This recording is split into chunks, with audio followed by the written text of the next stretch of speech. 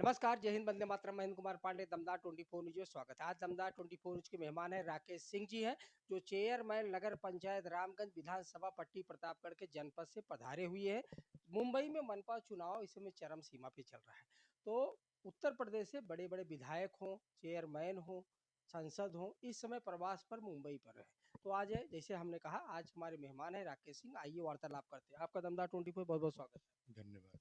आप मुंबई प्रवेश में आए थे, कौन सी उम्मीदवार के आप प्रचार प्रसार में आए हुए थे आप? अभी यहाँ पे बैठे हुए हैं, हमारा ऑफिस है यहाँ पे, हमारा पुश्तैनी है।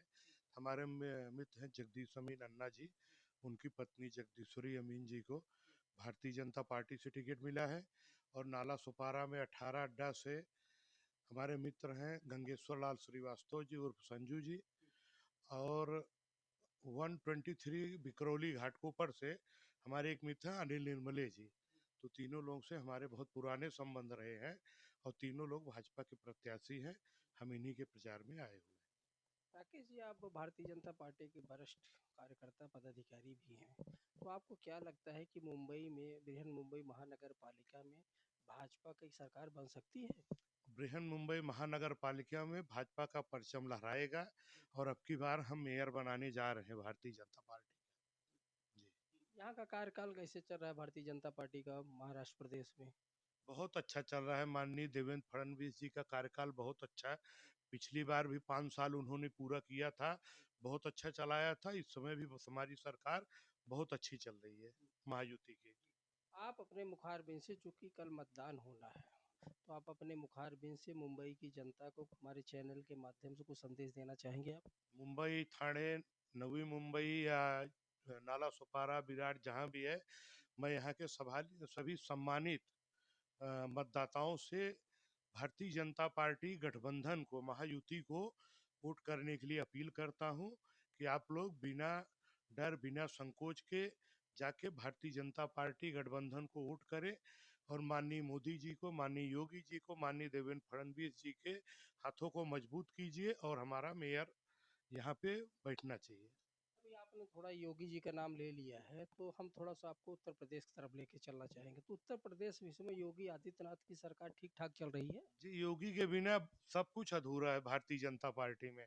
और आज योगी जी हमारे ऐसे मुख्यमंत्री हैं, आपको कोई भी स्टेट में पूछेंगे तो योगी जी का जो क्रेज है लोगों में किसी के नहीं है। तो योगी जी सरकार बहुत अच्छी चला रही है। एक बीमारू राज्य के श्रेणी में आता था, आज हम फाइनेंशियली, बिजनेस के तौर पे, सारी चीजों में धीरे धीरे उत्तर प्रदेश की अर्थव्यवस्था बहुत मजबूत होते जा रही है। बड़े बड़े उद्योग, कारखाने, एयरपोर्ट, हाईवेज, इतने बड़े पैमाने पे विकास का कार्य हो रहा है कि आने वाले समय में हमको उम्मीद है कि उत्तर प्रदेश एक नंबर पे रहेगा। आप चेयरमैन हैं रामगंज के, तो रामगंज के आप चेयरमैन हैं। चेयरमैन का दावेदारी बहुत बड़ी होती है। तो चूंकि आपका विकास का कार्य ही पूरे प्रदेश तक जाता है, तो क्या विकास का कार्य आपने अपने चेयरमैन, अपने रामगंज एरिया में आपने किया है? जितना कार्य हो गया है, हमारा नगर पंचायत जौनपुर, सुल्तानपुर, प्रतापगढ़ के बॉर्डर पे है।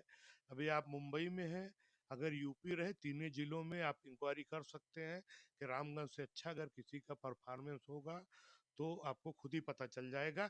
मेरी पूरी कोशिश रहती है कि ईमानदारी से, मेहनत से 5 साल का कार्यकाल किया जाए और हमको एक मैसेज देना है कि अगर एक जनप्रतिनिधि चाहे तो 5 साल में क्या से क्या हो सकता है।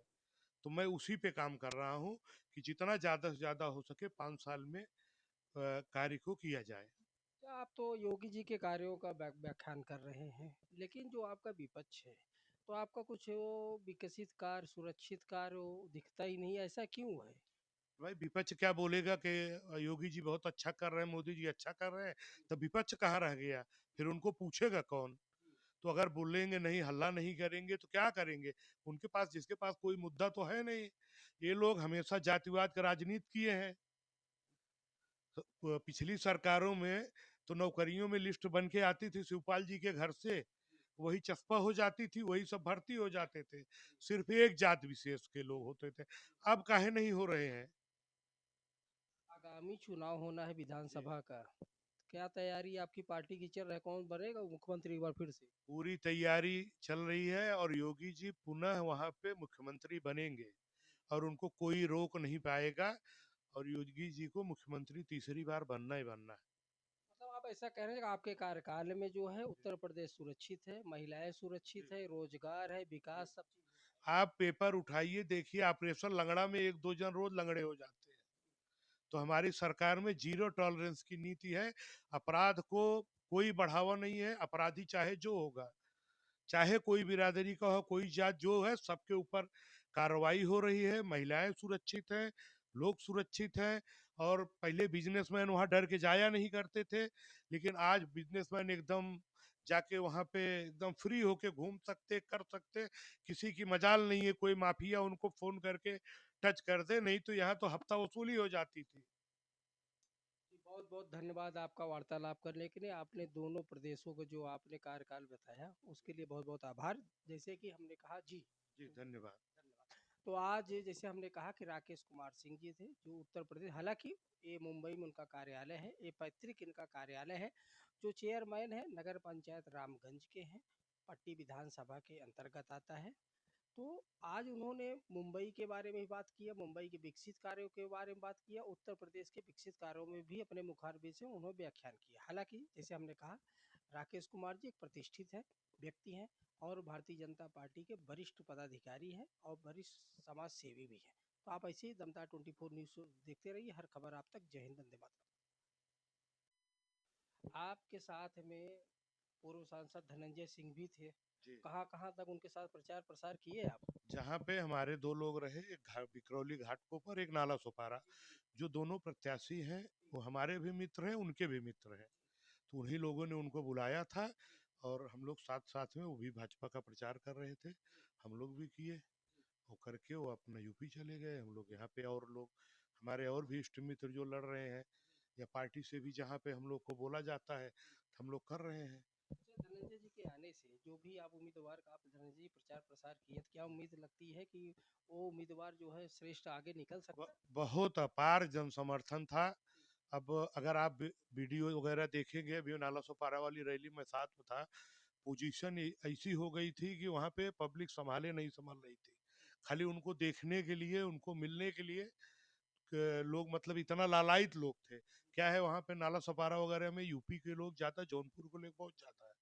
तो अब जौनपुर के आपको तो मालूम है, जनप्रतिनिधि है, लोग उनको मानते हैं, भले वो इंडिपेंडेंट रहते हैं, लेकिन लोगों का प्यार उनको लेके रहता है। तो उनको देखने के लिए, एक झलक के लिए लोग वहाँ पे इतनी बड़ी संख्या में लोग आए थे कि कोई, मतलब उतना हम लोग सोच नहीं सकते हैं। अच्छा, बीचों में एक बवाल हो गया था राकेश जी उनके जी, नाम को लेकर, धनंजय जी, सिंह के नाम, जिसपे आपने एक बयान भी दिया था। जी। अभी उस पे क्या मामला खड़ा कुछ नहीं, उसमें उनका कोई इन्वॉल्वमेंट है, उसमें इन्होंने खुद ही कहा था सीबीआई जांच करा लिया जाए, या जिससे भी ईडी से जांच करा ले।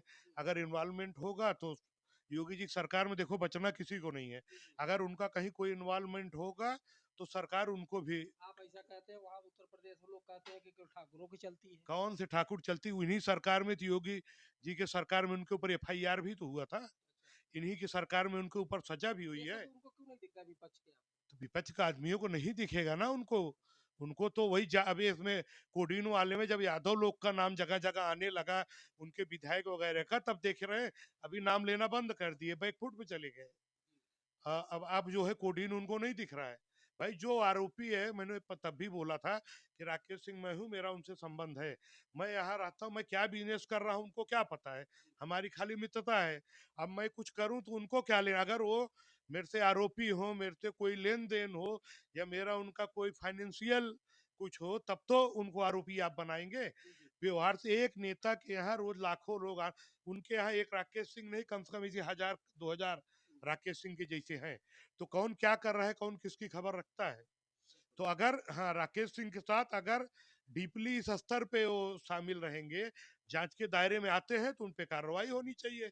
अगर नहीं आते हैं तो अच्छा, योगी जी की सरकार में कोई भी निष्पक्ष आदमी फंसाया नहीं जाएगा।